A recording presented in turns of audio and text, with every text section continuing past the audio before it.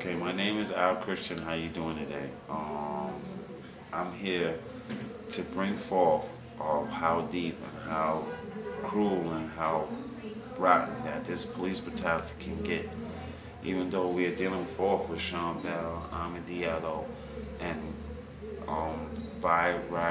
Baez Rivera. So I'm a little nervous though. But anyway, I'm here to let it be known towards this police brutality. These cops is very they're unsociable. They don't have too much, control, and I don't see how they carry badges really for them to take and hit a person with a police car. So, I mean, if you don't understand and see the seriousness of police brutality, take a look at these things right here and see what they did with their vehicle. This is stitches over here on one side. This bone is broken in 3 places. I have 2 here. This is the other side over here. This is from the police hitting you? Yeah. With their vehicle. With their vehicle. They broke this leg. They broke this ankle in 3 different places. 3 different places. This is how serious this police brutality is. Right. And as far as that, I'm trying my best to do what I can do and see if I can get some kind of guidance, some kind of lead, some kind of help. I've been to Rockaway. I've been to a lot of persistence, and I feel that it's cruel for me to just go down as a cripple, you know what I'm saying, still have an operation maintained with a screw remaining in my leg, because I had 2 operations. So, is this right? Is this fair?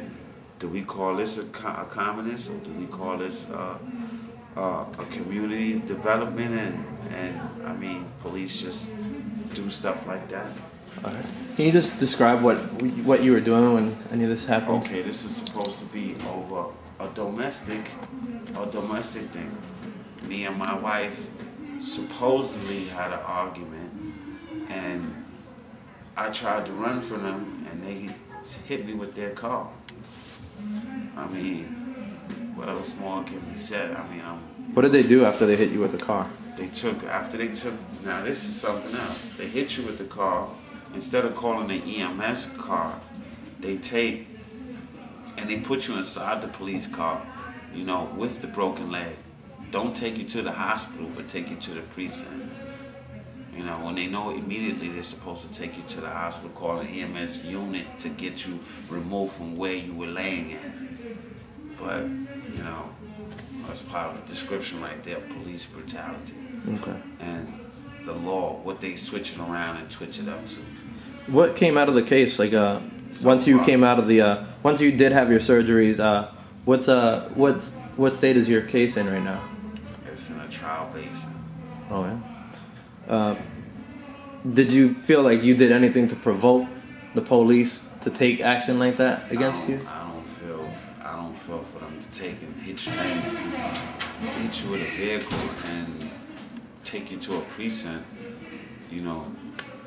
What kind of provocation can that be? Right. When if that would happen with anybody else, they would call it attempted vehicular manslaughter. That's the charge that they use against anybody else that would do the same thing. If anybody takes a car and hits somebody that they're just going after, somebody hits somebody with a car, they'll call that attempted vehicular manslaughter and reckless endangerment. There's a bunch of stuff that they would charge a civilian with. Do you have any message for the people in the community that do see this police occupation and are experiencing these things? If you do experience this, I advise you, stay off the streets, go to school, find something positive, go to the community, go to the basketball courts, or, play your handball, or, play tennis, or some type of activities, and, just stay off your streets. Do something positive. There's a lot out here. Go on the the laptops, go on the computer, or go to Xbox, or play with the camera, use your cameras, or use your laptops. Do something positive. Just stay off these streets, believe me.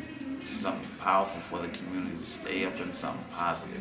Stay out of their hands, man. They're out of control. Okay. All right. Thank you, brother. Is that good?